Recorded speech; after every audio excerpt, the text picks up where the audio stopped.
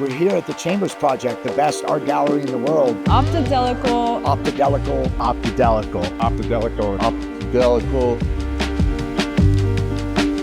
All sorts of things in nature represent patterns. You go to the ocean and watch the waves crash up onto the shore. It rearranges the denser sand and the lighter sand into patterns.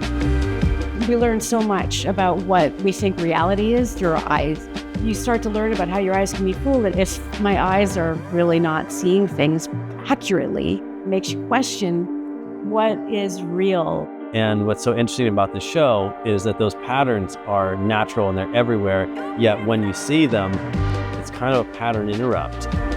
For me, it's mixing optical illusions with psychedelic. It's something that's like optical illusion, beautiful, meshing of the psychedelic world. I'll describe what it feels like. It feels like sitting inside of like carbonated soda pop as it bubbles up through you and around you. Optical art has always been a favorite of mine. My parents had some MC Escher prints growing up, so I've always been very fascinated by optical art. He has a love of op art and a love of psychedelics. Coining the term optidelical is a way to just kind of like fuse these traditions and at the same time give homage to the tradition of psychedelics and the history. I'm getting hypnotized, like while I'm doing the interview, just staring at all these amazing fractal universe world. With op art, like when it's most successful is when it's at the limit of human perception, where your eyesight no longer functions normally because of certain patterns or colors or things that sort of break down your ability to perceive something. Sometimes it's called an optical illusion, right? Where the thing seems as if it's moving or vibrating, or this is because your perception can't make sense of it. Optical art definitely breaks up the typical neuro-pathways in the brain. Pattern has some comforting sense to it. We know that we're made of pattern, and so when we recognize pattern in things, concentric circles, parallel lines, the illusion of depth of field and space, it connects with the pattern that we have inside of us. The thing about patterns and looking at them is that they can bring us out of incoherence. The world is filled with noise, and the work is to find the signal. And the signal is often in a coherent pattern. Makes you challenge yourself as to what you are seeing and how to process the art. The fact that it's all vibrating and hypnotic and pulsating, yeah, it's very exciting. There's a prize every year for the best visual optical illusion. Part of the thing about creating those illusions is also figuring out why is it doing that to your perception.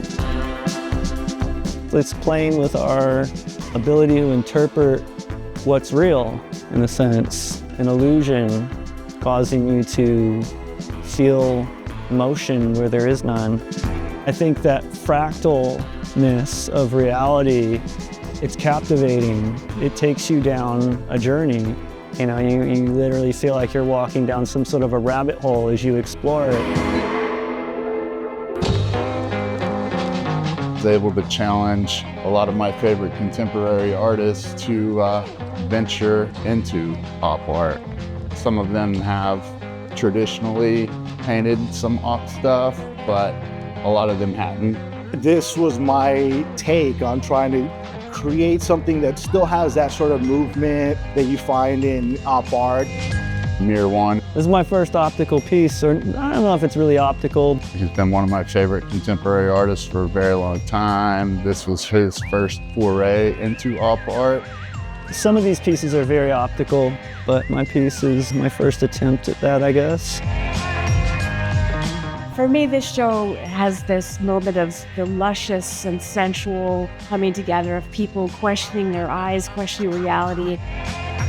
It's abstract, so it has to be metaphorical. Your brain has to decide what it is that it's seeing. I didn't really imagine the op art and the psychedelic art merging in such an organic and natural way, but it's like so obvious.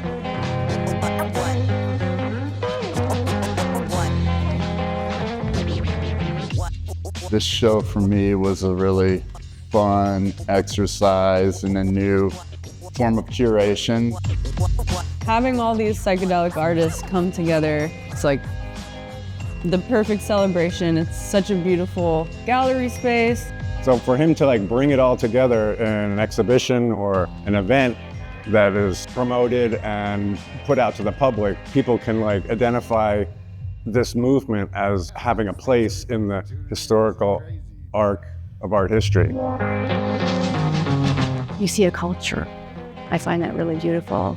We are the new generation of this culture, and we are doing it fucking justice, man.